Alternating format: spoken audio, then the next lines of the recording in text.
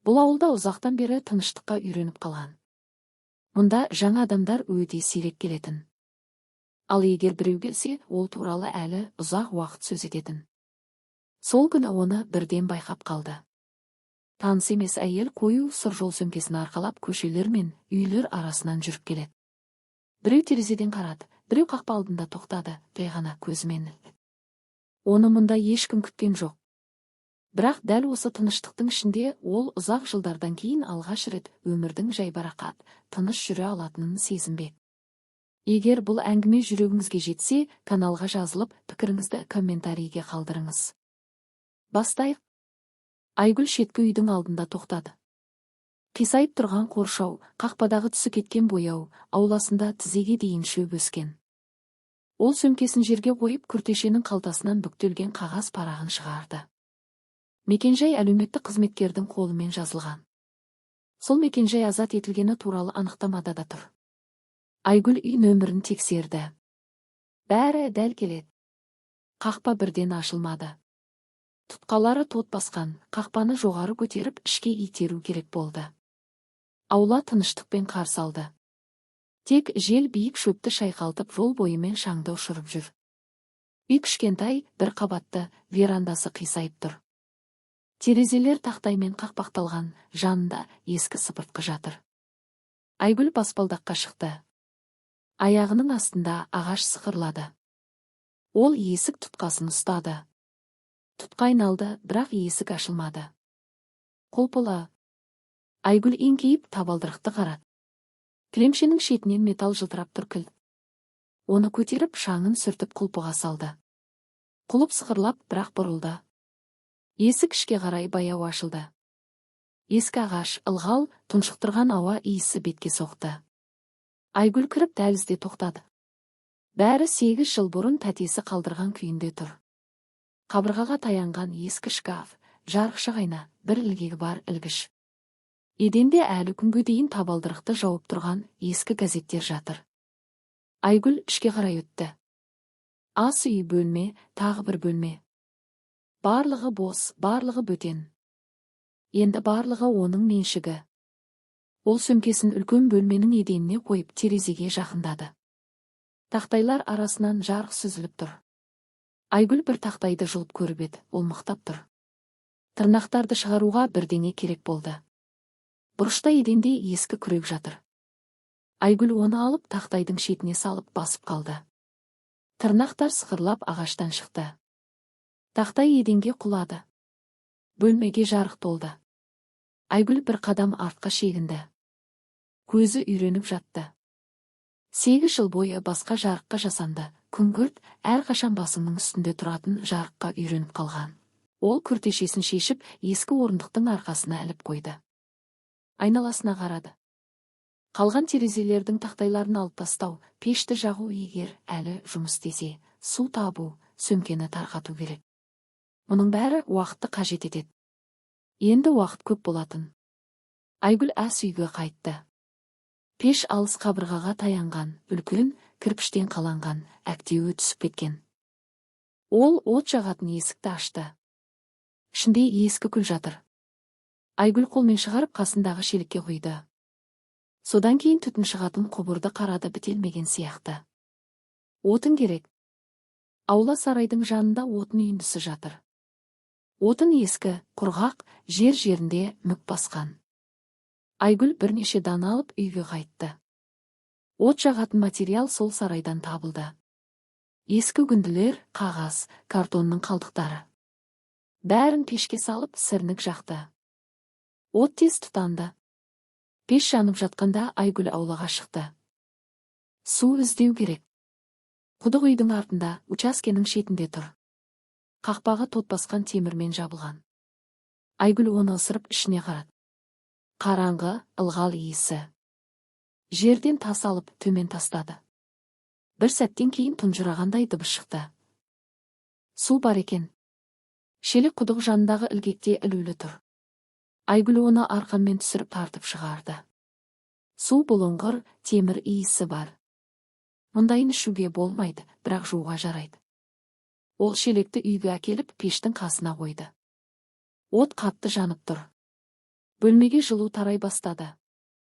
Айгүл орындыққа отырып қолын отқа созды. Жылу алақандарына тиеді. Бейтаныс сезім.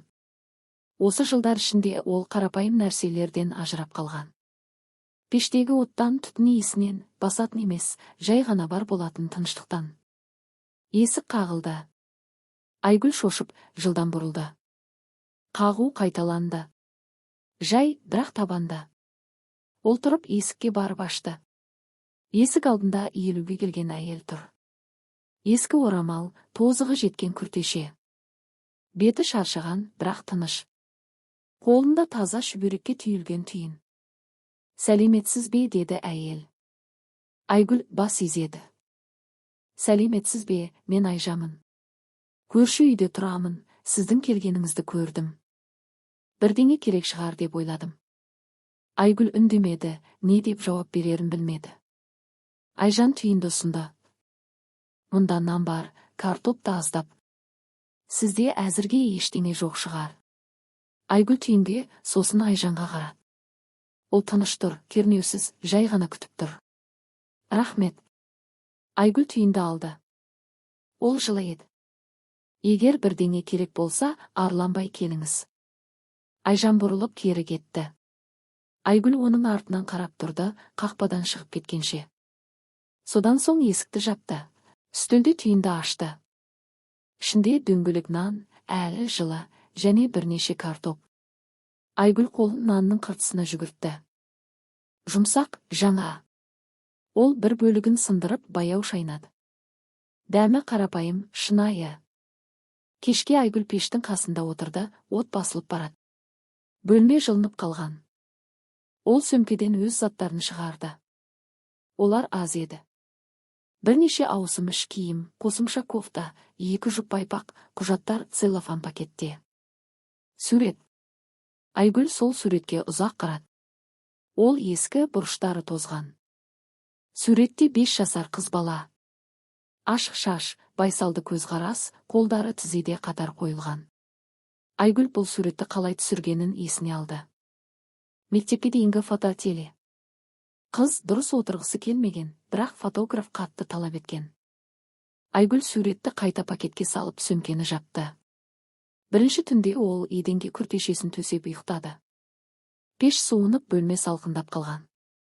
Айгүл ерте оянды, терезе сыртында әлі қараңғы. Ол жатып тыныштықты тыңдады. Ешқандай дыбыс жоқ. Не қадам, не дауыс, не кілт сыңғыры. Тек терезе сыртындағы жел. Таңертең Айгүл дүкенге барды. Ол ауылдың ортасында, ескі ағаш ғимаратта жазуы түсіп қалған. Ішінде тар, нан, темекі және бір түрлі қышқыл иіс бар. Прилавка артында көзілдірік таққан қарт әйел отыр. Айгүл нан, тұз, сірнік, бірнеше банка тушонка алды.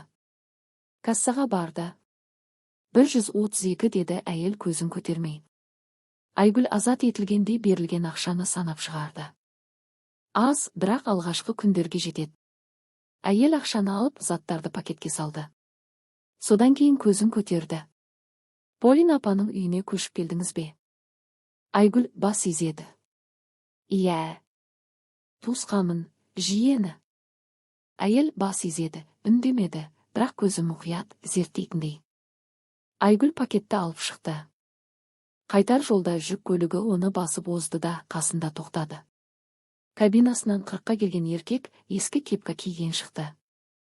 Әй, Полин апаның үйіне кіріп жатырсың ғой. Айгүл тоқтады. Иә. Пеш жағылып жатыр ма? Жағылып жатыр. Жақсы. Отын керек болса айтыңыз. Әкеліп беремін. Арзан.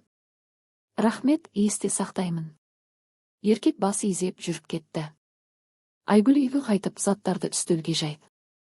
Содан кейін пешті қайта жақты. Отын бір қалыпты жанды, жылу бөлмеге тарады.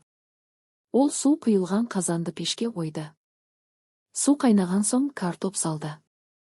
Қарапайым түскі ас, бірақ өзінікі. Түскі астан кейін Айгүл аулаға шықты. Учаскені қарап, не барын, не қолдануға болатынын түсіну керек. Сарай ескі, қисайған. Ішінде шіріген ағаш иісі. Сөрелерде тот басқан құралдар. Күрек, тырнауыш, сынық сапты балта. Айгүл балтаны қолына алды. Ауыр, бірақ ұстауға болады. Сарайдың артында бақша бар еді, дәлірек айтқанда одан қалғаны. Жер қара қураймен басып кеткен. Кей жерлерде таң қурай бұталары шығып тұр.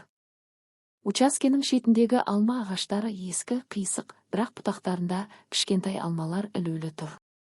Айгүл қоршау бойымен жүріп тақтайлардың қай жері мықты, қай жері шірігенін тексерді. Жұмыс көп еді, бірақ ол жұмыстан қорықпайтын. 8 жыл ішінде не бұйырса, соны істеуге үйренген. Мұнда ешкім бұйырмайды, бірақ бәрібір істеу керек.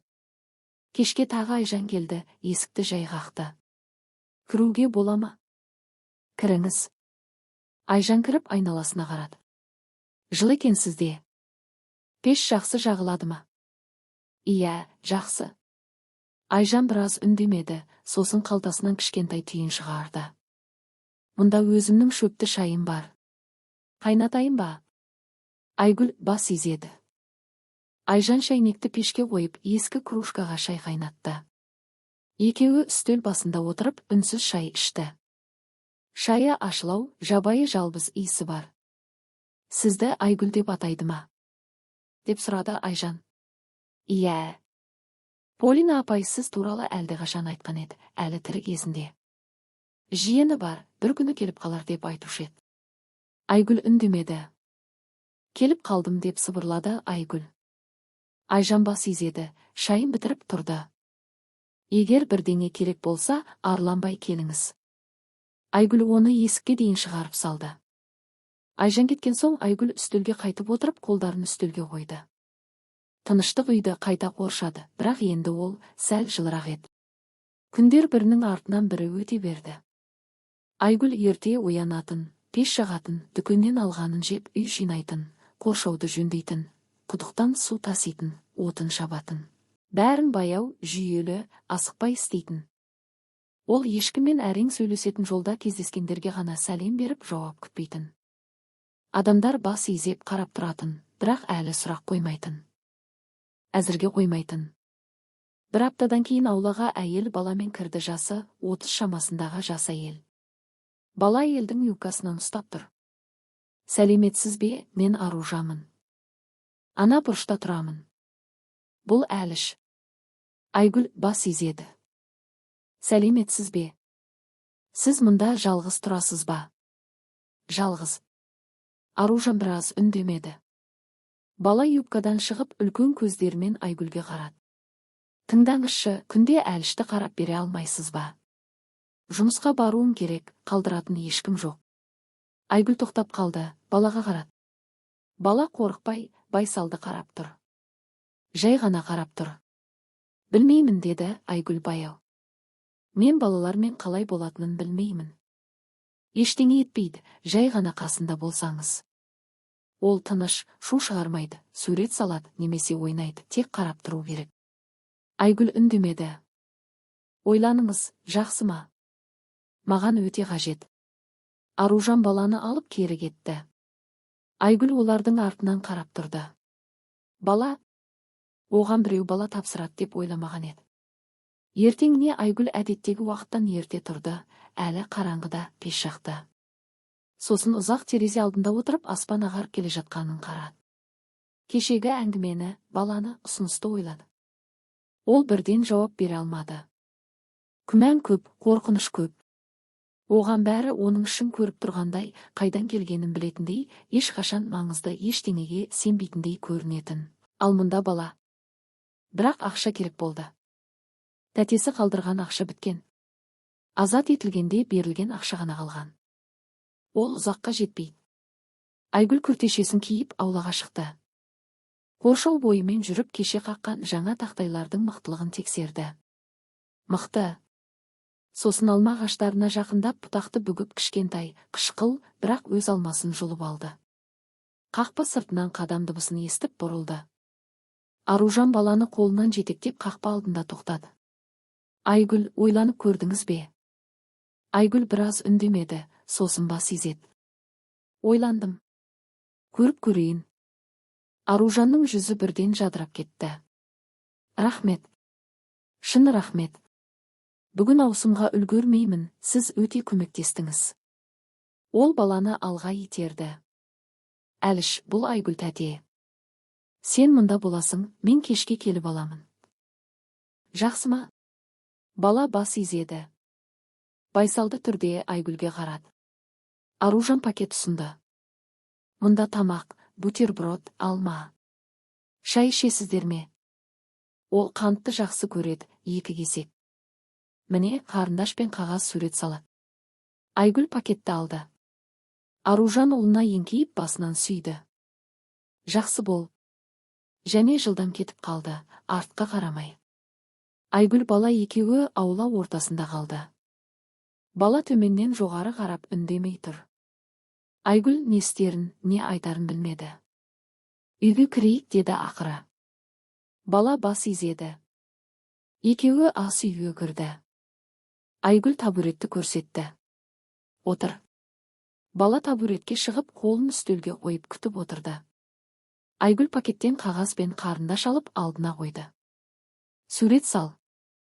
Бала қарындашты алып қағазға еңгейіп, баяу тырысып сурет сала бастады. Айгүл пешке барып, отын салды, шайнекті қойды, бар уақытта көз қиығымен балаға қарап тұрды. Бала сурет салып алаңдамайтын.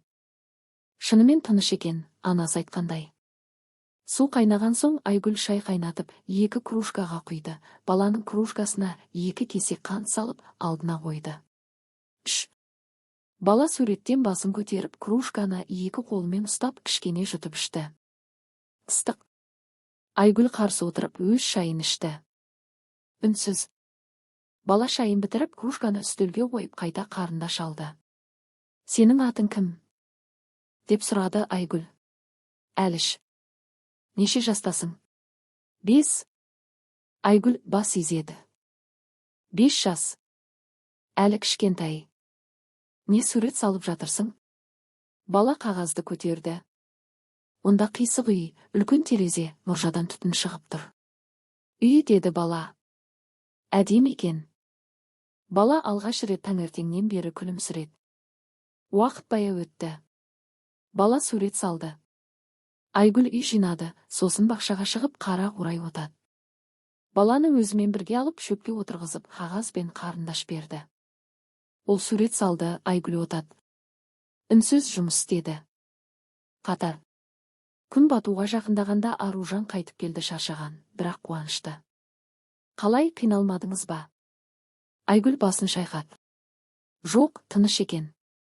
Аружан күлді, баланың қолынан ұстады. Ертең тағы болады ма? Айгүл біраз ойланып бас изеді. Болады. Аружан қалтасынан ақша алып ұсынды. Келіскендей. Айгүл ақшаны алып бүктеп қалтасына салды. Рахмет деді Аружан. Сосын екеуі кетіп қалды. Айгүл жалғыз қалып баспалдаққа отырды. Ақшаны шығарып санаған аз, бірақ 8 жылдағы алғашқы адал табысы. Таза. Осылай жаңа әдет басталды. Аружан Әлішті күнде әкелетін. Айгүл қабылдайтын. Бала сурет салатын, аулада ойнайтын, грядка отауда көмектесетін. Кішкентай тастарды жинап, үйінді жасайтын. Айгүл онымен әрең сөйлесетін, тек қажет нәрсені ғана. Бірақ бала сөйлесуді талап етпейтін.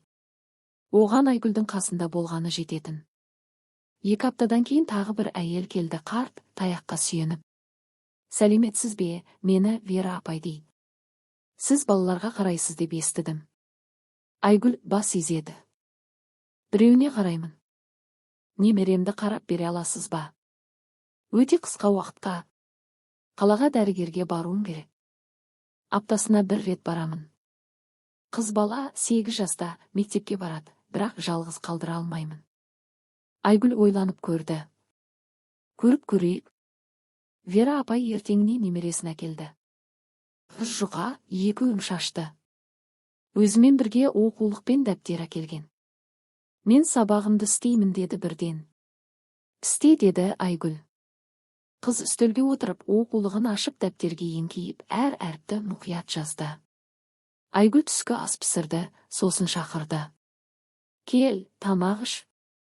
Қыз қаламын қойып үстелге келіп үнсіз тамақ ішті, сосын өз тарелкасын жуып, қайта сабағына отырды. Вера апай немересін алуға келгенде, қыз портфелін жинап қойған болатын. «Ну, қалай болды?» деп сұрады әже. Тыныш отырып сабағын істеді. «Рахмет сізге. Міне, алыңыз». Айгүл ақшаны алды. Вера апай басын шайқады. «Білесіз бе, сіз жақсы адам екенсіз. Әркім бөтен балалармен айналыса бермейді». Айгүл үндемеді. Біртіндеп оған балаларды жиі әкеле бастады, біреуін, сосын екіншісін. Кейбіреуі қалаға баруы керек болды, кейбіреуі жұмысқа, кейбіреуіне балаңды 1-2 сағатқа қалдыратын жер жоқ. Айгүл бас тартпады, бәрін қабылдады. Олардың тойғанын, жылы болғанын, қатты шу шығармауын, ұрыспауын қадағалады. Ол мейірімді болған жоқ, құшақтамады, басынан сипамады, бірақ қасында болды. Тыныш, сенімді. Балалар мұны сезінді, қорқуды қойды, үйрене бастады. Бір күні кешке Айгүл баспалдақта отырып ақшаны санады. Ол көбейген. Енді тамаққа ғана емес, жететін болды. Жаңа киім алуға, шатырды жөндеуге, қысқа отын дайындауға болатын. Қақпаға Айжан жақындап тоқтады. «Кіруге бола ма?» «Кір». Айжан баспалдаққа шығып қасына отырды. «Естідім, сен енді балаларға қарайсың ғой». «Қараймын». Айжан біраз үндемеді. «Білесің бе, адамдар сөйлеп жатыр». Айгүл тоқтап қалды. «Не туралы?» «Әр түрлі. Біреуі қаладан келдің дейді, біреуі Полина апаның туыссың дейді, ал біреулері». Айжан тоқтады. «Не дейді?» деп сыбырлады Айгүл. «Біреулері түрмеден шықтың дейді». Айгүл көзін төмен түсірді, үндемеді. Айжан күрсінді. «Мен сұрамаймын. Бұл сенің ісің. Бірақ білуің керек, сөйлеп жатыр». Айгүл бас изеді. «Білемін». Айжан тұрды. «Егер бірдеңе болса, мен қасындамын». Және кетті. Айгүл баспалдақта отырып қалды. Қараңғы түсіп жатты. Жел алма ағаштарының бұтақтарын шайқады. Қай жерден болса да ит үріп жатты. Ол мұның ертеме, кеш пе болатынын білген біреу сұрайды, біреу біледі, сосын бәрі бітеді. Таңертең Аружан әлішсіз келді. Жүзі кернеулі. «Айгүл, сөйлесуіміз керек». Айгүл оны үйге кіргізді. Екеуі үстел басында отырды. Аружан үндемеді. Сосын баяу сөйледі. «Кеше бір әйел маған сенің түрмеде отырғаныңды айтты. Бұл рас па?» Айгүл көзін алмады. «Рас». Аружан жұтынып алды. «Не үшін?» «Ақша үшін». «Ұрладым. Жұмыста көп ұрладым». Аружан үндемеді, үстелге қарап тұрды. «Мен өлтірген жоқпын, ұрған жоқпын, жай ұрладым. 9 жылға соттады, 8-ін отырдым. Мерзімінен бұрын шықтым». «Неге ұрладың?» Айгүл қолдарын жуды. «Қызым болды, ауыратын. Емдеуге ақша керек болды. Күйеуім ішетін, ақша бермейтін. Бухгалтерияға жұмысқа түстім, ала бастадым. Кейін қайтарамын деп ойладым. Қайтармадым. Ұстады». «Қызың қазір қайда?» Айгүл көзін жұмды. Үкім шыққаннан кейін 6 айдан соң балалар үйінде қайтыс болды. Ас үйді тыныштық басты. Аружан қозғалмай отырды. «Өкінішті», деді ол сыбырлап. Айгүл көзін ашты. «Егер енді әлішті әкелмесең, түсінемін». Аружан тұрды, терезеге барып тұрды, сосын бұрылды. «Әліш саған баруды жақсы көреді. Үйде үнемі сен айтады. Айгүл тәте анау, Айгүл тәте мынау. Ол саған сенеді». Айгүл үндемеді. «Мен білмеймін. Ойлануым керек». «Жақсы». Аружан кетті. Айгүл жалғыз қалды. Күні бойы күтті. Пеш жақты, үй жинады, аулаға шықты, қайта кірді, алда не болатынын білмеді. Кешке Айжан келді, қарсы отырып ұзақ үндемеді. «Ленаға айттың ба?» «Иә». «Не деді?» «Ойланамын ба?» Айжан күрсінді. «Тыңда, саған бірдеңе айтқым келеді». Маған бұрын не істегенің бәрібір. Бәріне бәрібір. Адамдарға маңыздысы сен мұнда қазір кімсің? Ал сен мұнда көмектесетін, балаларды қорғайтын адамсың. Бұл әлде қайда маңызды. Бәрі ойлай бермейді. Бәрі емес. Бірақ көбі. Айгүл басын төмен түсірді. Мен бәрін жоғалтып аламын деп қорқамын. Ештеңе жоғалтпайсың. Адамдарға уақыт бер. Олар үйренеді. Айжан кетті. Айгүл ұйықтауға жатты, бірақ ұйықтамады. Төбедегі төбеге қарап жатып, ертең, бүрсігүні, бір аптадан кейін не болатынын ойлады. Таңертең есік қағылды. Айгүл ашты. Есік алдында Аружан Әлішпен тұр. Сәлем, деді Аружан. Біз келдік. Айгүл оған үнсіз қарады. Мен ойландым, деп жалғастырды Аружан. Өткен. Ал қазір сен маған ұлымды сеніммен тапсыратын адамсың, бұл ең бастысы. Әліш анасының артынан шығып Айгүлге күлімдеді. Айгүл тәте, саған сурет салдым, үйде көрсетемін. Айгүл бас изеді, тамағына бірдеңе тығылды. Ол шегініп оларды үйге өткізді. Аружан ұлына еңкейді. Жақсы бол, кешке аламын. Және кетті. Айгүл есікті жауып бұрылды. Бала үстелге отырып қағазды жайып жатты. Онда үлкен үй суреттелген, мұржадан түтін шығып тұр, үйдің қасында екі фигура. Үлкен және кішкентай. Бұл сенсің бе? Деді Әліш үлкен фигураны көрсетіп. Ал бұл мен. Айгүл қасына отырып суретке қарады, көзін алмады. Әдемі, деді ол сыбырлап. Бала күлімдеді. Күз байқалмай келді. Алдымен алма ағаштарының жапырағы сарғайды, сосын жел суықтады. Таңертең шөпте шөп шық, дерлік қырқу. Айгүл отын дайындады, шабат сарайға үйді. Кешке арқасы ауыратын, бірақ тоқтамады. Қыс ұзақ болады. Балалар күнде келетін. Әліш әрқашан дерлік. Вера апайдың қызы аптасына бір рет. Тағы екі көрші баласы ата-анасына кету керек болғанда. Айгүл үйренді, үшеуге, төртеуге ботқа пісіруді білді. Кім не жақсы көретінін, кім үнсіз жейтін, кім сөйлеп отыратынын, кім найзағайдан қорқатынын, кім жаңбырды жақсы көретінін білді. Ол әлі де мейірімді болған жоқ, құшақтамады, сүймеді, бірақ балалар мұны күтпейтінде. Оларға Айгүлдің қасында болғаны, не істеу керектігін әрқашан білетіні, ешқашан айқайламағаны жететін. Бір таңертең бұрын көрмеген әйел келді. Жас, мазасыз, 6 жас шамасындағы қызды қолынан сүйреп тұр. Қыз жылап жеңмен мұрнын сүртіп жатыр. Сіз Айгүлсіз бе, балаларға қарайсыз ба? Қараймын. Бүгінге аласыз ба? Шұғыл кетуім керек. Әпкем ауруханада, кел деп тұр, қызды қалдыратын ешкім жоқ. Айгүл қызға қарады. Ол басын төмен түсіріп, дыбыссыз жылап тұр. Аламын. Әйел жеңілдеп дем алды. Рахмет.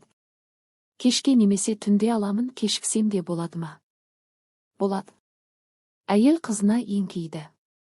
Машам, сен мұнда бол. Жақында қайтамын. Қыз жауап бермеді. Әйел басынан сүйіп, жылдам жүгіріп кетті. Айгүл қызбен екеуі қалды. Ол аула ортасында тұрып, жылап көзін көтермеді. Үйге кірейік, деді Айгүл. Қыз орнынан қозғалмады. Айгүл жақындап еңкейіп бетіне қарады. Сенің атың Маша ма? Қыз бас изеді. Мен Айгүлмін. Кел, шай жасайын саған. Маша баяу көзін көтеріп Айгүлге қарады, сосын бас изеді. Екеуі үйге кірді.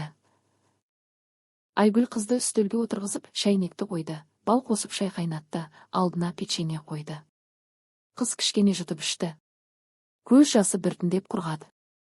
Анашым Света тәте ауруханада деп айтты, деді Маша сыбырлап. Иә, анаң соған кетті. Света тәте өледі. Айгүл үндемеді. Білмеймін. Дәрігерлер емдейді. Маша кружкаға қарап үндемеді. Менің қызымда ауруханада болған, деді Айгүл. Не үшін айтып тұрғанын өзі де білмеді. Сөздер өздігінен шықты. Маша көзін көтерді. Не болды? Қайтыс болды. Маша тоқтап қалды. Сосын тағы жылады, тыныш, үмітсіз. Айгүл тұрып, жақындап қыздың иығына қолын қойды. Маша шошып, бірақ шегінбеді. Жыла, деді Айгүл. Ештеңе етпейді, жыла. Олар ұзақ отырды. Айгүл қыздың иығында қолын ұстап тұрды, қыз жылады. Сосын көз жасы бітті. Маша бетін алақанымен сүртті. Мен осында отыра аламын ба? Отыр. Маша пеш жанындағы орындыққа отырып, тізесін құшақтап, отқа қарады. Айгүл үй шаруасымен айналысты. Түскі ас пісірді, еден сыпырды, отын қосу керек пе деп тексерді. Қыз үнсіз отырып қозғалмады. Түскі асқа Әліш келді. Аружан оны қалдырып кетті. Бала қызды көріп тоқтап қалды. Сәлем, мен Әлішпін. Маша оған қарады, жауап бермеді. Сен жыладың ба? Қыз бас изеді. Неге? Тәте ауырып жатыр. Әліш оянып тұрды. Сосын қасына отырды. Менің әжем де ауырып еді. Сосын сауықты. Маша үндемеді. Мүмкін сенің тәтең де сауығар. Маша иығын көтерді. Әліш қалтасынан кәмпит шығарып ұсынды. Міне, ал. Маша кәмпитке қарап, сосын алып, ашып, аузына салды. Рахмет, деп сыбырлады ол. Олар қатар отырды. Айгүл оларды түскі асқа шақырды. Балалар үнсіз жеді. Түскіден кейін Әліш қарындаштарын шығарып, сурет сала бастады. Маша қарап тұрды. Сен де сурет салғың келе ме? Деп сұрады Әліш. Маша бас изеді. Әліш оған қағаз бен қарындаш берді. Екеуі бірге сурет салды, үнсіз, шоғырланып. Айгүл пештің артынан қарап тұрды. Кеудесінде бірдеңе жылынып, ұзақ ұмытылған бір нәрсе қозғалды. Кешке Аружан келіп, Әлішті алып кетті. Сосын Вера апай немересі үшін келді. Маша қалды. Анасы әлі келмеген. Қараңғы түсіп жатты. Айгүл пешті қаттырақ жақты, қызға ескі көрпені орындыққа төседі. Маша жатты, бүрсіп көзін жұмды. Ұйықта, деді Айгүл. Ал егер анам келмесе ше? Келеді. Таңертең келеді. Сен қаласың ба? Қаламын. Мен осында жақынмын. Қыз көзін жұмды. Дем алуы тегістелді, ұйықтап қалды. Айгүл пештің қасына отырып, отқа қарады, өз қызын есіне алды, қалай ұйықтатқаны, ертегі оқығаны, маңдайынан сүйгені. Бұл бәрі сонша бұрын, сонша алыста, басқа өмірдегідей еді. Машаның анасы түн ортасында келді, есікті жайғақты, қызын оятпау үшін. Айгүл ашты. Қалай ұйықтап жатыр? Әпкем әйел тоқтап көзін сүртті. Операция жасады, өмір сүреді дейді. Айгүл бас изеді. Жақсы. Әйел үйге кіріп, ұйықтап жатқан қызына қарап, қасына отырып, шашынан сипады. Рахмет сізге, деп сыбырлады ол. Шын рахмет. Ештеңе емес. Қанша берейін? Ештеңе керек емес. Әйел көзін көтерді. Қалайша? Бала тамақ ішті, ұйықтады, ештеңе ерекше емес. Әйел біраз үндемеді, сосын қалтасынан ақша алып үстелге қойды. Бәрібір алыңыз, маған солай тыныш болады. Айгүл таласпады, ақшаны алды. Әйел қызын абайлап құшағына алды. Маша көзін ашып, анасының мойнына құшақтады. Мама, мен осындамын, қызым, бәрі жақсы. Олар кетті. Айгүл есікті жауып, ақшаны жинап, ұйықтауға жатты. Сол күннен бастап оған жиірек келе бастады, жай бірнеше сағатқа емес, кейде бүтін күнге, кейде түнге дейін. Адамдар Айгүлге сенуге болатынын түсінді. Ол тастамайды, ренжітпейді, балалар қауіпсіз. Айгүл бас тартпады, бәрін қабылдады. Кейде үйінде 4-5 бала болатын.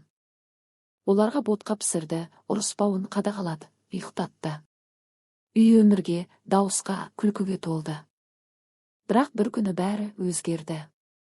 Қарапайым күн еді. Айгүлде 3 бала отыр. Әліш, Вера апайдың қызы, және тағы бір 4 жасар бала Петя. Айгүл түскі ас дайындап жатты. Балалар аулада ойнап жүрді. Кенет Әліш жүгіріп кірді. Айгүл, тәте, қақпада бір аға тұр. Айгүл қолын алжапқышқа сүртіп аулаға шықты. Қақпада шынымен ер адам тұр, ұзын бойлы, тозығы жеткен күртешеде, беті қырылмаған. Үйге мұқият қарап тұр. Айгүл жақындады. Не керек? Ер адам бұрылып, оған қарап көзін қысты. Айгүл ол тоқтап қалды. Даусы таныс, ұзақ ұмытылған, бірақ таныс. Игорь? Деп сыбырлады ол. Ер адам күлді. Таныдың ғой. Ұмытты деп ойлағанмын. Айгүл қозғалмай тұрды. Игорь оның бұрынғы күйеуі, қызының әкесі, ішкен, ұрған, үйден қуған, ұрлыққа итермелеген, 8 жыл көрмеген адам. Сен мұнда не істеп жүрсің? Сен осында тұратыныңды естідім, көріп кетейін дедім. Қалай білдің? Адамдар айтты. Қалада азат етілгендер тізімінде тегіңді көріп, қайда кеткеніңді сұрап таптым. Айгүл үндемеді. Кіргізесің бе, әлде қоршау алдында тұра береміз бе? Кіргізбеймін. Игорь күлді. Ашулы болып қалғансың. Бұрын ондай емес едің. Бұрын бәрі басқаша болды. Игорь біраз үндемеді, сосын жақындады.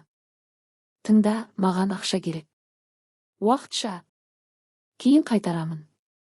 Айгүл басын шайқады. Жоқ. Қалай жоқ? Мен бөтен емеспін, күйеуің болдым ғой. Енді емеспін. Игорь түнерді. Айгүл, қиындық жасама. Шынымен керек. Қарыз бар. Ауыр қарыз. Менің ісім емес. Қалай сенің ісің емес? Игорьдің дауысы қаттырақ шықты. Мен қызыңның әкесі болдым. Ұмыттың ба? Айгүл жұдырығын түйді. Ол туралы сөйлеме. Неге? Ол менің де қызым болатын. Болатын, сен ішіп жүргенде. Сосын ол балалар үйінде жалғыз қайтыс болды. Сен келмедің де. Игорь үндемей көзін бұрды. Мен келе алмадым. Жұмыс болды. Кет, Игорь. Қазір кет.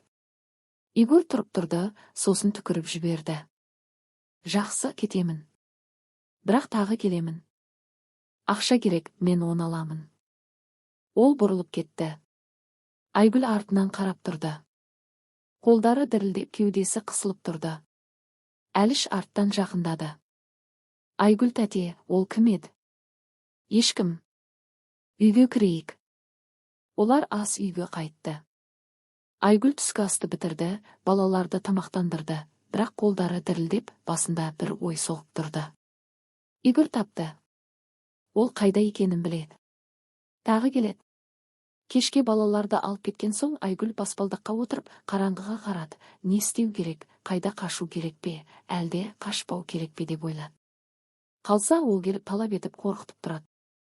Айжан келді, қасына отырды. Көрдім, бір еркек келді. Айгүл бас изеді. Кім еді? Бұрынғы күйеуім. Айжан үндемеді. Не керек болды? Ақша. Қарызы бар дейді. Бересің бе? Жоқ. Айжан күрсінді. Тағы келеді. Олар үнсіз отырды. Сосын Айжан тұрды. Егер бірдеңе болса, шақыр. Ауылда еркектер бар, көмектеседі. Айгүл бас изеді. Айжан кетті. Айгүл отырып қалды. Түн тыныш, суық еді. Жұлдыздар биікте жанып тұр, бірақ тыныштық жоқ. Игорь 3 күннен кейін қайта келді. Таңертең келді, Айгүлде 2 бала отырғанда, Әліш пен Маша, сол ауруханаға әпкесіне барған әйелдің қызы. Айгүл қақпа қағылғанын естіп аулаға шықты. Игорь қақпада тұр, мас емес, бірақ көзі қатты. Ойланып көрдің бе? Жоқ. Айгүл, ақымақтық жасама, маған ақша керек. Өзің бермесең, өзің өкінішті боласың. Кет. Игорь қақпаны тартып қалды. Ол сықырлады, бірақ шыдады. Естідім, сен балаларға қарап ақша табасың. Демек бар екен. Берші. Бермеймін. Игорь бағанға жұдырығымен ұрды. Жақсылықпен сұрап тұрмын. Айгүл артқа шегінді. Жүрегі қатты соғып тұр, бірақ дауысы тегіс. Немесе милицияға қоңырау шаламын. Игорь күлді. Сен бұрынғы сотталған милицияға ма? Олар саған күледі. Айгүл үндемеді. Жақсы. Бүгін емес, ертең. Мен сені табамын да ақшаны аламын. Қалай болса да. Ол бұрылып кетті. Айгүл қақпада тұрып қалды, қолдары дірілдеп, тыныс алу қиын. Ол үйге қайтты. Балалар үстел басында отыр, қорқып қарап тұр. Ол кім? Деп сұрады Әліш. Ешкім, мекен-жайды жаңылысты. Айгүл үстелге отырып су құйып ішті. Суық су тамағын күйдірді. Бірдеңе істеу керек. Бірақ не? Қашу ма? Қайда? Бұл оның үйі, оның өмірі. 8 жылдағы алғашқысы. Кешке Айжанға барды, қақты. Айжан ашты. Кір. Айгүл кірді. Екеуі ас үйде отырды. Тағы келді, деді Айгүл. Көрдің ғой, айқайлады, қорқытты. Айжан біраз үндемеді, сосын тұрып, көрші бөлмеге шықты да, биік, кең иықты ер адаммен қайтып келді. Беті тыныш. Бұл Федор, менің бауырым. Оған айтшы. Айгүл бәрін қайталап айтты. Игорь туралы, қорқытулары туралы, қарыз туралы. Федор үнсіз тыңдады, сосын бас изеді. Түсінікті. Егер тағы келсе, мені шақыр, сөйлесемін онымен. Үйге немесе балаларға бірдеңе істей қоймасын. Істемейді, мен қадағалаймын. Айгүл оған қарады, сенуге бола ма, жоқ па білмеді, бірақ басқа жол жоқ еді. Рахмет. Федор иығын көтерді. Ештеңе емес, қалыпты адамдар бір-біріне көмектеседі. Айгүл үйіне қайтып есікті сырғытмаға салды, жатты, бірақ ұйықтамады. Әр шуылды тыңдады, күтті. Игорь түнде келді. Айгүл қақпа сықырлағанын естіді. Сосын ауладағы қадамдар жай, жасырын. Ол тұрып терезеге барып жарықшақтан қарады. Игорь сарай жанында тұр, бірдеңе іздеп жатыр, сосын үйге жақындап, есікті ашуға тырысты. Ашылмады. Игорь үйді айналып шығып, терезені сынап көрді. Тақтаймен қақпақталған. Айгүл қабырғаға таянып дем алмай тұрды. Игорь қайта есікке келіп, иығымен итерді. Есік сықырлады, бірақ шыдады. Игорь қарғыс айтып, аяғымен теуіп, сосын бұрылып кетті. Айгүл еденге отырып, қабырғаға сүйеніп, дірілдеп отырды. Таңертең тұрып, суық сумен жуынды, пеш жақты. Балалар келгенде, бәрі жақсы сияқты көрінді, бірақ іші қорқыныштан сығылып тұрды. Түскі асқа Федор келді, есік қақты. Айгүл, шықшы. Ол шықты. Федор қақпа алдында тұр, жүзі түнерген. Түнде біреу болған, іздерді көрдім. Федор бас изеді. Түсінікті. Тыңда, ауылдағы еркектермен сөйлестім. Біз кезекпен күзетеміз, ол келмесін деп. Түнде де. Неге сендерге керек? Менді білмейсіңдер ғой. Федор күлді. Білеміз. Сен біздің балаларымызға қарайсың. Бұл бәрінен маңызды. Біз өзіміздікілерді қорғаймыз. Айгүл не айтарын білмеді. Тамағы қысылып тұрды. Тек бас изеді. Федор кетті. Ал кешке шынымен үйінің қасына еркек келді. Көрші қоршау жанындағы орындыққа отырып, темекі шегіп, түн ортасына дейін отырды, сосын басқа біреу ауыстырды. Айгүл терезеден қарап тұрды, сенбеді. Өзі әрең танитын адамдар оның үйін, тыныштығын, өмірін күзетіп жатыр. Игорь 2 күннен кейін тағы келді, күндіз, мас. Айгүл оны алыстан көрді. Көшеден шайқалып бірдеңе айғайлап келе жатыр. Балалар аулада еді. Айгүл оларды тез үйге кіргізді. Осы жерде отырыңдар, шықпаңдар.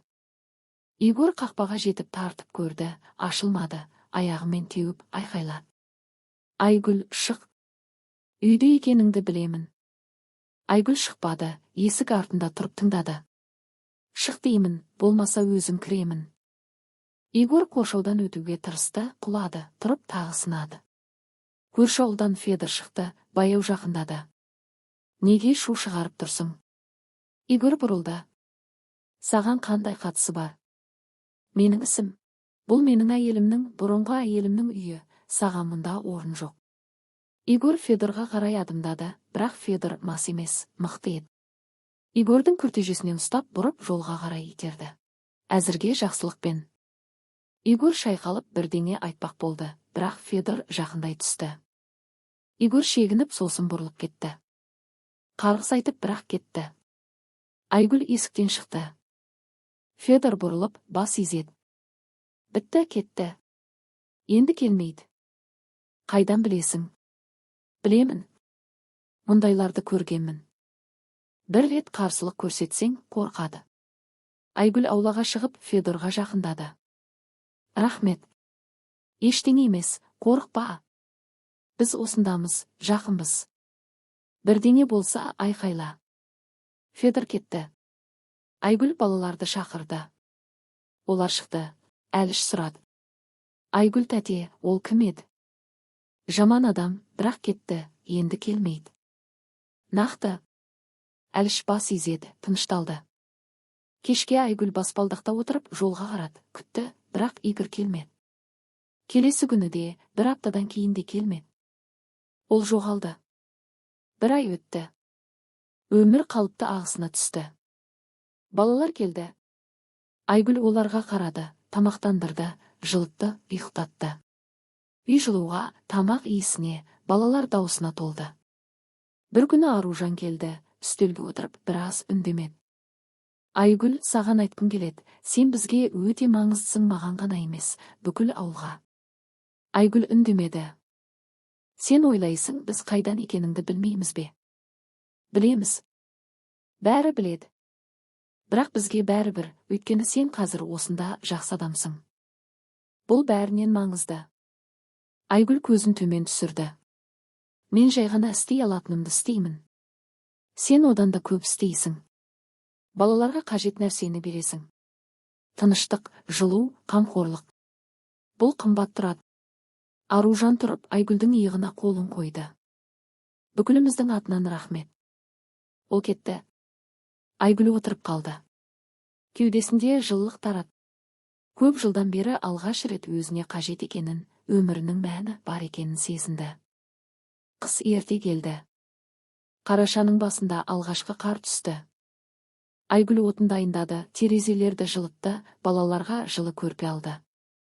Енді олар шапка мен қолғаппен оралған күйі келетін. Айгүл оларды шешіп, пешке отырғызып, бал қосқан шаймен жылтатын. Балалар үйренді, қорқуды қойды. Оны жай ғана Айгүл тәте дейтін. Бәрін айтып беретін. Мектеп туралы, ойындар туралы, достармен ұрысқаны туралы. Айгүл тыңдайтын, әрқашан жауап бермейтін, бірақ тыңдайтын. Балалар мұны сезінетін. Жаңа жыл алдында Айжан ұсыныспен келді. Айгүл, балаларға мереке жасайықшы. Міне осында шырша қоямыз, сыйлықтар, шай мен тәтті. Не дейсің? Айгүл ойланып көрді. Ата-аналары ше? Ата-аналары көмектеседі, біреу ақшамен, біреу іспен. Бірақ өткізетін сенсің, олар саған сенеді. Айгүл біраз үндемеді, сосын бас изеді. Жақсы, жасайық. Айжан қуанып ата-аналарды жинауға жүгірді. 2 күннен кейін Айгүлдің ауласына кішкентай, бірақ жұмсақ шыша келді.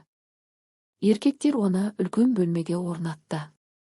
Әйелдер ойыншық әкелді, ескі, кеңестік, бірақ әдемі. Балалар оларды бұтақтарға ілуге көмектесті.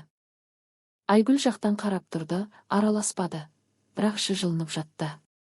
Оның үйі бәріне жақсы болатын жерге айналып жатты. Мереке жексенбіде болды. 12 бала келді, Айгүл қараған барлық балалар.